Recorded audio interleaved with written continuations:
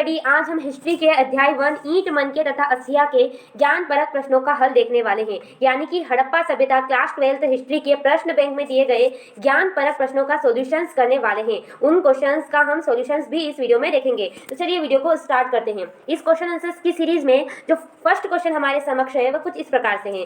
हड़प्पा सभ्यता की जल निकास प्रणाली की कोई 3 विशेषताएं बताइए। तो चलिए इसका आंसर देख लेते हैं। हड़प्पा सभ्यता की जल निकास प्रणाली की निम्नलिखित विशेषताएं हैं। पहली, सबसे पहले नालियों का फिर गलियों को बनाया गया और उनके अगल बगल आवासों का निर्माण किया गया।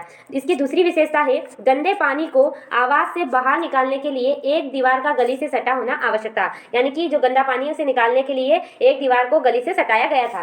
थर्ड विशेषता यह है कि अधिकांश नाले गारे में जमी हुई ईंट से बने हुए, इन्हें ऐसी ईंट से बनाया जाता था जिन्हें सफाई के समय हटाया जा सके। तो इसकी थर्ड विशेषता है। अब नेक्स्ट क्वेश्चन की तरफ आगे बढ़ते हैं। नेक्स्ट क्वेश्चन है हड़प्पा के समाधानों की मुख्य विशेषताएं क्या है। यानी कि जो हड़प्पा सभ्यता थी वहां समाधान किस प्रकार के थे। तो इसकी निम्नलिखित 3 विशेषताएं हैं। पहली, हड़प्पा में शवों को गर्तों में दफनाया जाता था।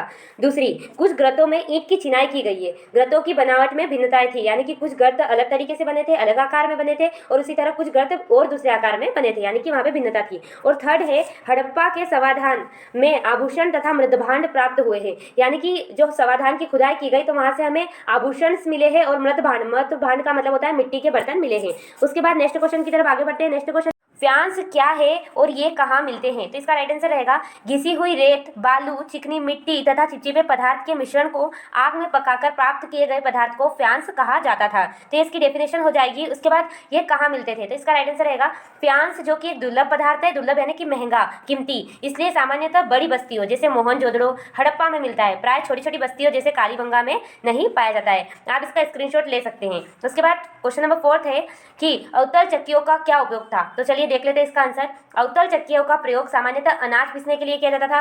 दूसरा, सालन या तरी बनाने के लिए भी अवतल चक्की उपयोगी थी। तीसरा, जड़ी बूटियों तथा मसालों को कूटने के लिए। चौथा, रसोई घर के सभी महत्वपूर्ण कार्यों को। तो इस तरह से इस क्वेश्चन का आंसर हमारा कंप्लीट होता है। आप इसका स्क्रीनशॉट लेकर अपनी नोटबुक में नोट कर सकते हैं। उसके बाद क्वेश्चन नंबर 5 है कि उन 6 स्थलों के नाम बताइए जहां हड़प्पा संस्कृति उन्नत और परिपूर्ण थी। संबंधित प्रदेशों के नाम भी बताने हैं। तो चलिए इसका आंसर देख लेते हैं। पहली है हड़प्पा जो कि पंजाब में, दूसरी है मोहनजोदड़ो जो कि है सिंध में, तीसरी है चहूदड़ो जो कि है सिंध में ही, चौथी है लोथल जो कि गुजरात में, पांचवी कालीबंगन जो कि राजस्थान में, और उसके बाद एक है नेक्स्ट छठी बनावली जो कि है हरियाणा में। तो ये 6 स्थल है मेन हड़प्पा सभ्यता के। तो इनके नाम भी आप नोट कर सकते हैं। उसके बाद क्वेश्चन नंबर 7 है हमारे समक्ष हड़प्पा सभ्यता का सबसे अनूठा पहलू गृह स्थापत्य कला का विकास था। इस कथन को प्रमाण कीजिए या प्रमाणित कीजिए। यानी कि जो ये कथन उपयुक्त कहा गया है कि हड़प्पा जो सभ्यता थी वह गृह स्थापत्य कला का उदाहरण प्रस्तुत करती थी, इसको हमें प्रमाणित करना है। तो चलिए इसका आंसर देख लेते हैं। सबसे पहले हड़प्पा सभ्यता का सबसे अनूठा पहलू गृह स्थापत्य कला का विकास था। उपयुक्त कथन सत्य है क्योंकि अब हम प्रमाण देंगे। पहली, हड़प्पा सभ्यता का निचला शहर आवासीय भवनों का उदाहरण प्रस्तुत करता है। यहाँ आंगन पर केंद्रित भवन होते थे। आंगनों के चारों ओर कमरे बने होते थे। आंगन का कार्य खाना बनाने, कटाई करने में उपयोग किया जाता था। तो ये वाला आपको पॉइंट लिखना है। उसके बाद एक रोचक बात यह है कि यहाँ धरातल से जुड़े घरों में खिड़कियां नहीं थी, जो ये दर्शाती कि हड़प्पा निवासी एकांतता को महत्व देते थे। हड़प्पा सभ्यता के प्रत्येक घर में ईंट के फर्श से बना एक स्नानागार होता था।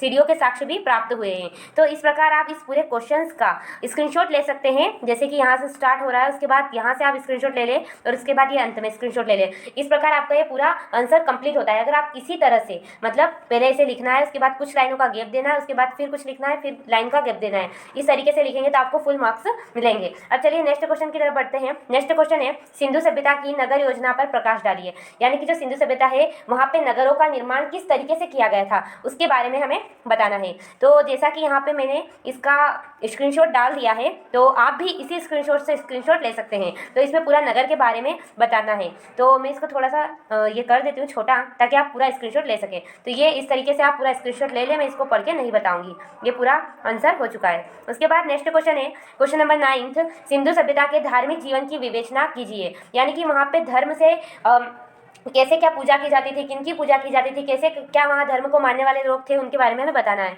तो ये रहा इसका आंसर। आप इसका भी अच्छे से स्क्रीनशॉट ले सकते हैं पूरा का, है ना। इसमें सारी चीज़ें कवर है कि भाई वहाँ पे हमें बहुत सारी चीज़ें थी, जैसे कि माता देवी की उपासना की जाती थी, शिव की पूजा की जाती थी, नीम खजूर शशीम पीपल आदि की पूजा की जाती थी, सूर्य अग्नि जल सभी की पूजा की जाती थी। तो इसके आंसर के लिए आप इसका स्क्रीनशॉट ले सकते हैं। और अब नेक्स्ट क्वेश्चन है हमारे सामने लास्ट एंड की 10th वाला क्वेश्चन। हड़प्पा सभ्यता में शिल्प उत्पादन के लिए आवश्यक कच्चे माल की सूची बनाइए और ये किस प्रकार प्राप्त किए जाते थे, ये हमें बताना है। तो ये रहा इसका आंसर। पहले तो आप ये इसकी सूची बता देंगे और फिर बाद में बताएंगे कि कैसे इनको प्राप्त किया जाता था कच्चे माल को। तो इसके लिए आप यहाँ से स्क्रीनशॉट ले सकते हैं। ये सारा है पूरा, आप यहाँ से स्क्रीनशॉट ले सकते हैं। 9th पॉइंट है, तो पहले आप ये 4 पॉइंट की स्क्रीनशॉट ले लीजिए, फिर 4 पॉइंट की स्क्रीनशॉट ले लीजिए। तो इस प्रकार हमारी जो ज्ञानपरक क्वेश्चन है उसके सारे सॉल्यूशंस कंप्लीट होते हैं, है ना, कंप्लीट होते हैं। तो अब आपको अगर वीडियो से कोई भी हेल्प हुई हो तो प्लीज़ वीडियो को like share and subscribe this channel. Thanks for watching this video. धन्यवाद।